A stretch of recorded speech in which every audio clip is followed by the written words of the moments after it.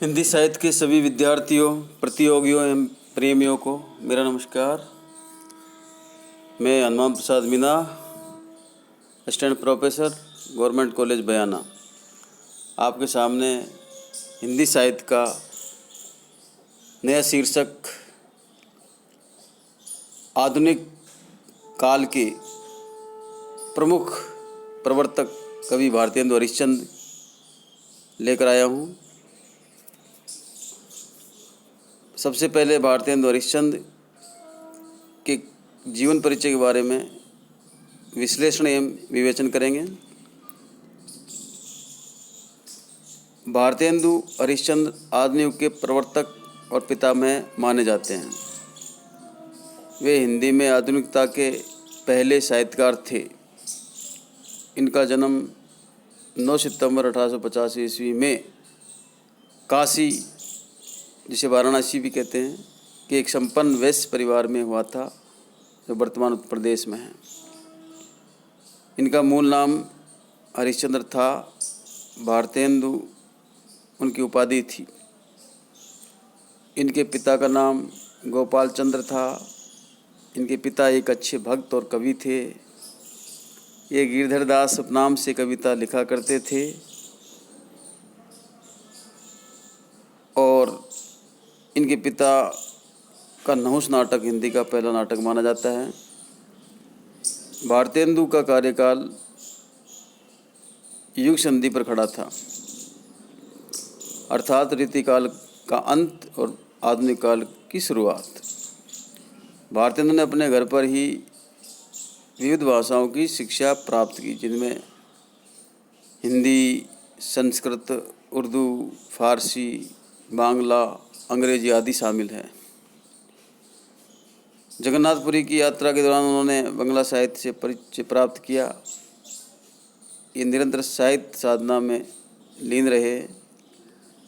भारतेंदु जी न केवल कवि के रूप में विख्यात है, अपितु नाटककार, उपन्यासकार, निबंधकार, कहानीकार, आलोचक, संपादक आदि होने के साथ साथ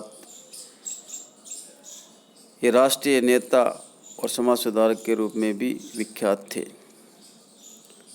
बहुमुखी प्रतिभा के धनी भारतेंदु हरिश्चंद्र स्वयं एक आंदोलन थे।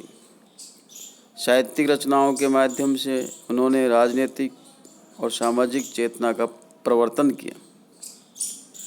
उन्होंने खड़ी बोली गद्य की परंपरा का सूत्रपात कर उसे प्रौढ़ता प्रदान की। उन्हें हिंदी साहित्य के आधुनिक काल का जनक माना जाता है। भारतेंदु हरिश्चंद्र ने रीतिकाल की विकृत सामंती संस्कृति की पोषक वृत्तियों को छोड़कर स्वस्थ परंपरा की भूमि अपनाई और नवीनता के बीज बोए।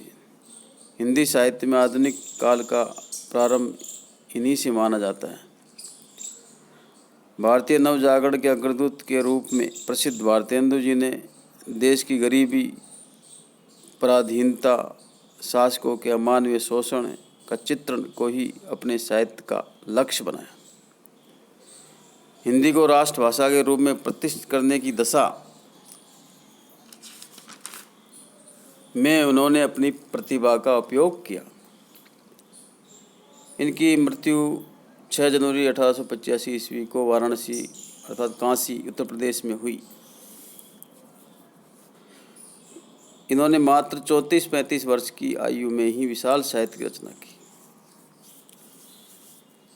उन्होंने मात्रा और गुणवत्ता की दृष्टि से इतना लिखा और इतनी दशाओं में काम किया कि उनका समूचा रचनाक्रम पथदर्शक बन गया। ये रसा उपनाम से गज़लें लिखते थे। इनकी माता का नाम पार्वती देवी था।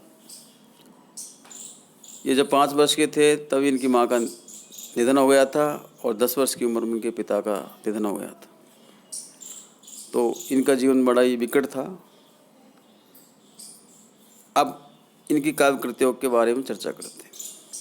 यहाँ पर हम केवल उनकी काव्य कृतियों का बारे में अध्ययन करेंगे, क्योंकि यहाँ हम उसको कवि रूप में पढ़ रहे हैं।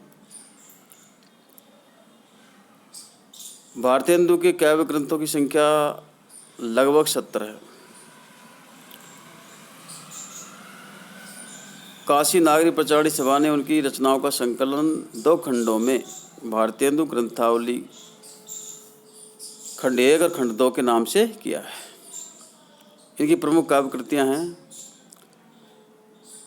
भक्त सर्वस, जिसकी रचना 1870 में, प्रेम मालिका 1871, प्रेम माधुरी 1875, प्रेम तरंग 1877, उत्तरार्ध भक्तमाल 1876-77, प्रेम प्रलाप 1877, गीत गोविंदानंद 1877-78, होली 1879, मधुमुकुल 1881, राग संग्रह 1880, वर्षा विनोद 1880, फूलों का गुच्छा 1882, प्रेम फुलवारी 1883, कृष्ण चरित्र 1883, प्रेम सरोवर, सतसई श्रृंगार, विजय बदरी, दान लीला आदि इनकी प्रमुख काव्य कृतियाँ हैं जो अधिकतर ब्रजभाषा में लिखी गई है।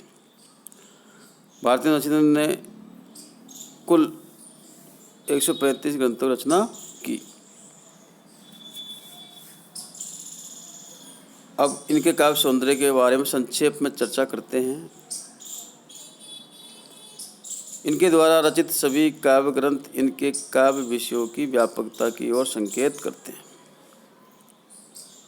इनकी कविताओं में प्रमुख रूप से देश प्रेम, भक्ति भावना, श्रृंगार भावना, सौंदर्य और प्रेम निरूपण, हास्य व्यंग, सामाजिक जागरण, जनचेतना, प्रकृति चित्रण, हिंदी प्रेम आदि प्रवृत्तियां देखने को मिलती हैं। वास्तव में भारतेंदु अपने युग और उनकी प्रवृत्तियों का प्रतिनिधित्व करने वाले कवि थे। वे जनता के कवि थे। उन्होंने जो कुछ लिखा है जन समाज के लिए लिखा है। इनकी भाषा शैली अत्यंत सरल है। इनकी लोकप्रियता का कारण यह था कि उन्होंने जनसाधारण की रुचि के अनुकूल विषयों को अपने काव्य में स्थान दिया है। भक्ति, श्रृंगार और प्रेम से भरी हुई भारतेंदु की कविता में समाज सुधार और जन जागरण का स्वर काफ़ी स्पष्ट सुना जा सकता है। अब हम यहाँ भारतेंदु हरिश्चंद्र की एक कविता प्रबोधिनी के बारे में संक्षेप में चर्चा करते हैं, विश्लेषण करते हैं।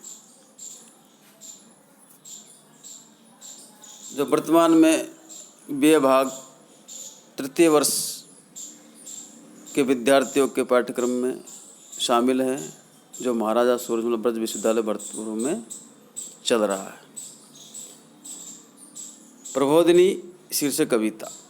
भारतेंदु हरिश्चंद्र की प्रबोधिनी कविता अगस्त 1874 ईस्वी की हरिश्चंद्र चंद्रिका शीर्षक पत्रिका में प्रकाशित हुई, जो कि उनकी भारतेंदु हरिश्चंद्र ग्रंथावली खंड 2 में संकलित है। यह कविता भारतेंदु ने जागरण गीत के रूप में लिखी है। यह कविता राष्ट्रीय भावना एवं देश प्रेम से संबंधित है। इसमें नवजागरण का स्वर प्रमुखता से अभिव्यक्त किया गया है। इसमें तत्कालीन भारत की यथार्थ दुर्दशा का, देशवासियों की कमजोरियों और अंग्रेज सरकार की शोषण नीति का उल्लेख करते हुए भारतेंदु ने देशोद्धार हेतु सजग रहने का आह्वान किया है। प्रबोधिनी का शाब्दिक अर्थ है जनता को जगाने वाली कविता होने से प्रस्तुत कविता का मूल प्रतिपाद्य जागृति का संदेश देना ही है। भारतेंदु हरिश्चंद्र श्री कृष्ण को जगाने का प्रयास करते हैं, किंतु कृष्ण के बहाने से वे सारे भारतीय नागरिकों को जगाने का आह्वान करते हैं। भारत तब गुलाम था और स्वतंत्रता ने उसके सारे गौरव को तिरोहित कर दिया। उन्होंने भारत के स्वर्णिम अतीत की याद दिलाकर उसे स्वतंत्रता के लिए लड़ने की प्रेरणा दी है। कविता संदेशात्मक है तथा इसकी भाषा ब्रज है। इसमें छप्पे छंद है जो रोला और उल्लाला से बनता है। अनुप्रास, रूपक, स्वभावोक्ति, काव्यलिंग, मानवीकरण, परिकर, पर्यायोक्त आदि अलंकारों का सफल प्रयोग हुआ है। शब्दावली तत्संप्रदान एवं लाक्षणिक है। इसकी भाषा बहुत ही सरल, सहज और स्पष्ट है।